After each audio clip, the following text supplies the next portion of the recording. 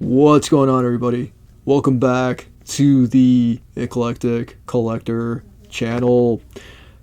I've got something special that I want to talk about with you all today. This is a series that I read.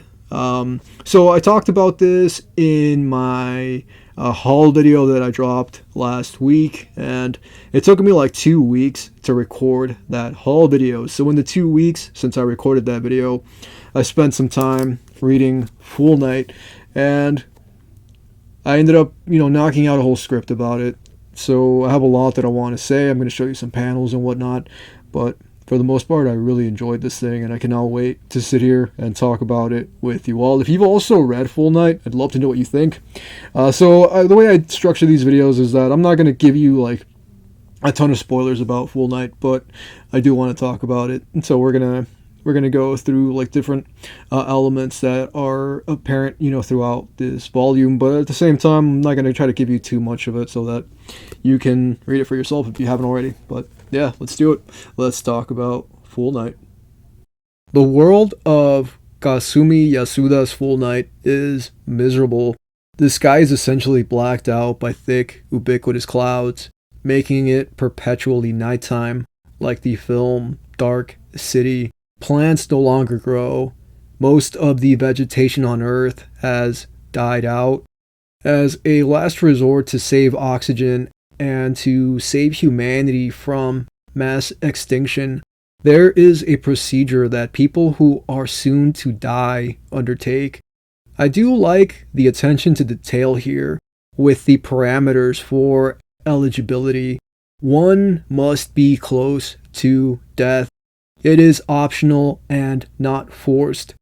Should a person choose to go through with the operation, they get 10 million yen that they can do whatever they want with until their deaths. The procedure is called transfloration. How it works is that a seed is implanted into a human host, and the host will carry the seed which grows within them, drawing nutrients from their bodies until the plant eventually overtakes them. It is done to bring plant life back from the brink.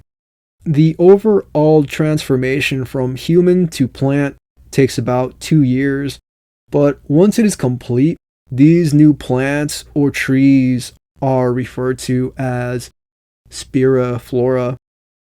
The story follows childhood friends Yomiko and Toshiro, who over the course of their lives take drastically different career paths.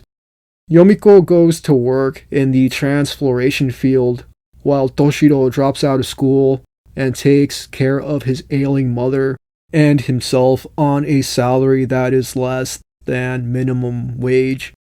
Toshiro works on an assembly line, and he can't mess up at all, because if he does, the consequences are he doesn't get paid at all for that month. Toshiro basically gets a raw deal, having a mother that is a walking time bomb.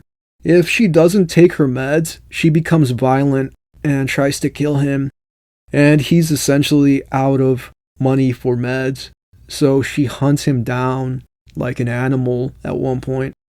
This tale is pretty unflinching. It doesn't hold back, not in the slightest, though I think that needs to be the case for the rest of it to work. You need a character who is so beaten to a pulp, anything is better than their present predicament, even becoming a plant.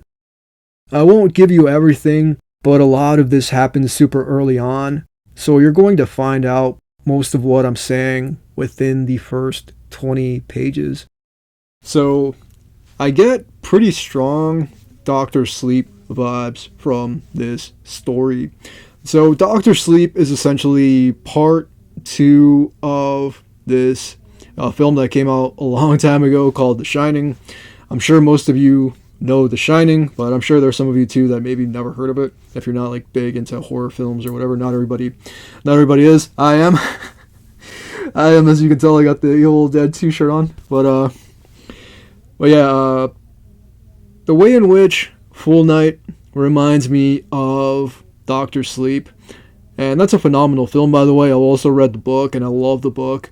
I've read the book, and I've listened to the audiobook for Doctor Sleep, because I just loved it so much. I loved how well Toshiro and Yomiko mesh, despite being polar opposites.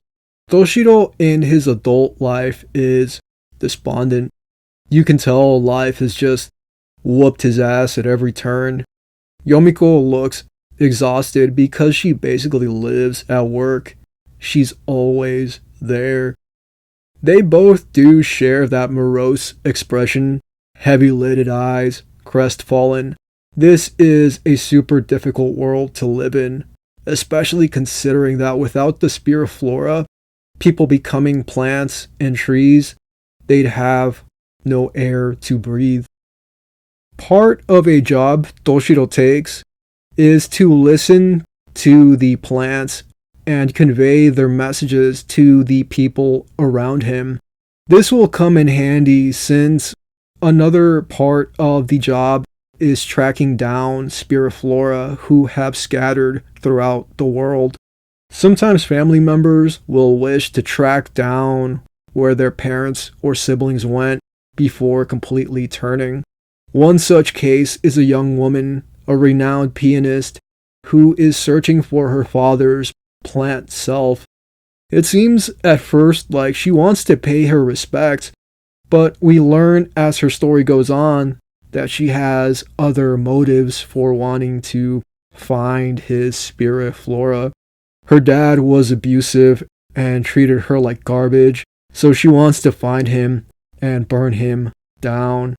Her minor character arc kind of reminded me of the film Whiplash, which also has a quite abusive relationship between a student and teacher instead of a father and daughter. This story packs one hell of an emotional punch, and it works really well. I loved the artwork here. It's so unconventional, the way the characters are drawn and the way the world looks and feels so oppressive. It was expertly done.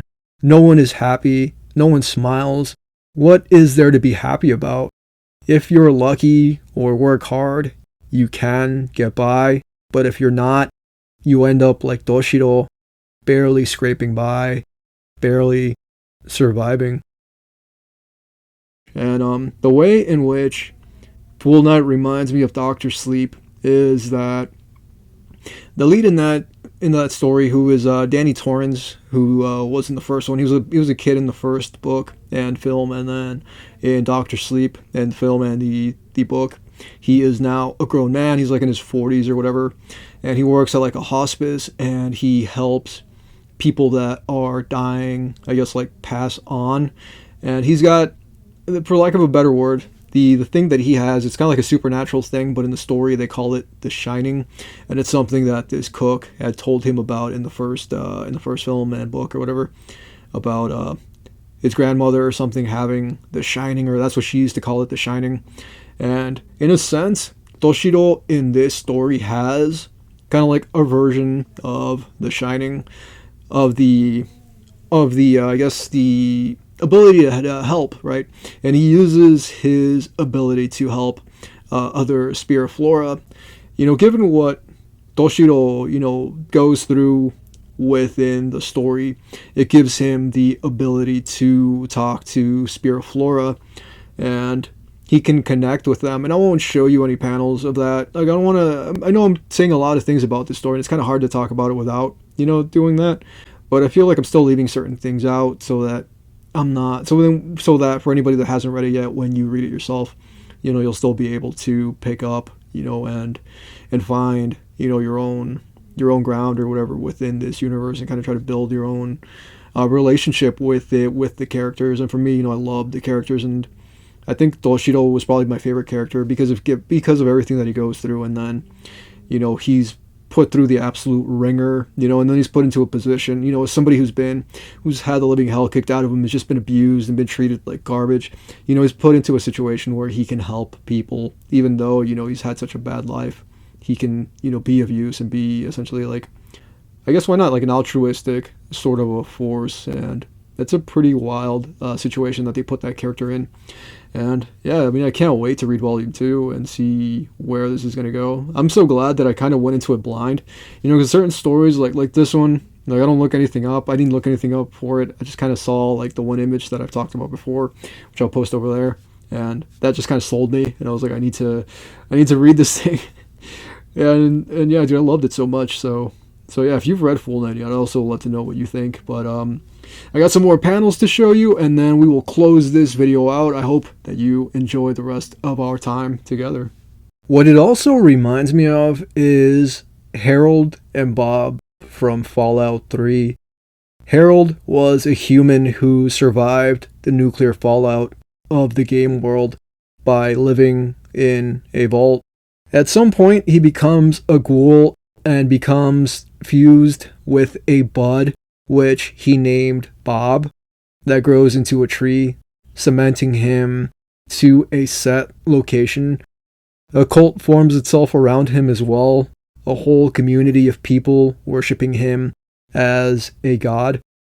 It's one of my favorite storylines from the game, and the game itself is incredible, but it isn't the only story I know of to feature a human infused with plant life or having plants that resemble humans. Even Millicent from Elden Ring has a somewhat similar story that I won't spoil here. Alright, if you know this channel, you already know it's time for another long-winded rundown of all the things this reminded me of. Hell's Paradise, for one, with the godlike beings of that story being part plant. Ado also has some strong human-plant hybrid elements going on. Akira is another one, a classic that most of us know and love. I won't spoil Trigun for anyone who hasn't seen the anime or read the manga, but that also has some wild experiments with humanizing plants.